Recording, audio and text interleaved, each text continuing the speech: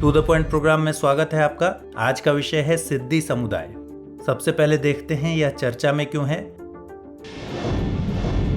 हाल ही में सिद्दी समुदाय के शांताराम बुदना सिद्दी को कर्नाटक राज्य की विधान परिषद के सदस्य के रूप में मनोनीत किया गया है। अफ्रीकी मूल के पिछड़े सिद्दी समुदाय को कर्नाटक विधानमंडल में अपना पहला प्रतिनिधि मिला है। सिद्दी समुदाय के पहले स्नातक शांताराम पिछले 3 दशकों से राज्य में आदिवासी समुदायों के बीच काम कर रहे हैं। कर्नाटक में सिद्दी समुदाय की जनसंख्या लगभग 50,000 है। आइए अब देखते हैं सिद्दी समुदाय का परिचय।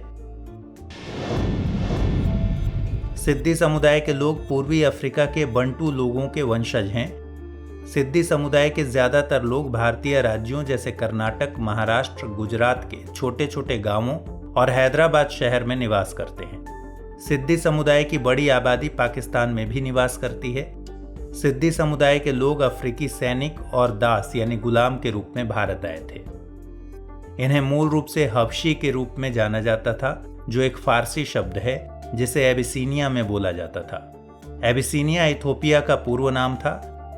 शाही रैंकों के माध्यम से अच्छा स्थान पाने वाले सिद्दी सईद के शीर्षक से सम्मानित किए जाते थे। सिद्दी समुदाय के पूर्वजों को बड़े पैमाने पर 7वीं शताब्दी की शुरुआत में अरबों द्वारा गुलामों के रूप में भारत लाया गया था।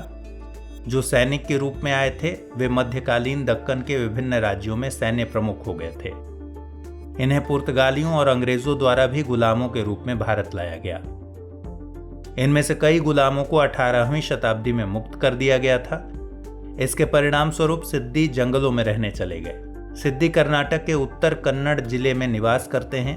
मुख्य रूप से ये येलापुर और हलियाल के घने जंगलों में रहते हैं। बाकी सिद्दी धारवाड़ और बेलगावी से सटे जिलों में रहते हैं। आर्थिक और सामाजिक रूप से पिछड़े सिद्दी समुदाय को कर्नाटक में अनुसूचित जनजाति के रूप में मान्यता प्राप्त है। यह समुदाय नस्लीय भेदभाव के कारण ऐतिहासिक रूप से मुख्य धारा के समाज का हिस्सा नहीं रहा है। अपनी कम संख्या के कारण सिद्दी कभी भी एक राजनीतिक प्रतिनिधि को सीधे निर्वाचित करने में कामयाब नहीं हुए। कुछ अन्य तथ्यों को देखते हैं।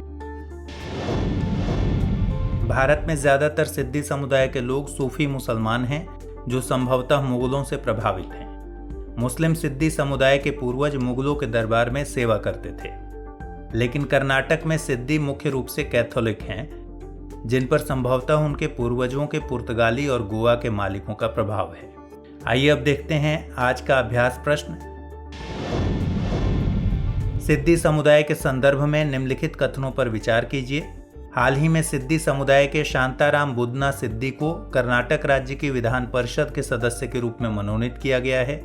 सिद्दी समुदाय के लोग पश्चिमी अफ्रीका के बंटू लोगों के वंशज हैं। उपर्युक्त में से कौन सा या से कथन सत्य है या है?